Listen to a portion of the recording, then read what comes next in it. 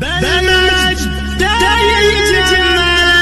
اسقر بالجو اعتلت واسمع لا من انزلت بالمجد دايم جملت شيبها ويلت يا ويل منه ضدنا يسعد منه حدنا ما فيه منه ضدنا يا من جهلت افعالها من ماضي العهد القديم نطع ابليس الرجيم واللي جهل فينا غشيم افعال قبل اقوامها واليوم في ظل السعود حكام للدوله اسود حنا لهم دعوا جنود يا ويل منه جالها حنا جنود المملكه اسود وسط المعركه ما هي سوالف فبركه نموت دون المالحه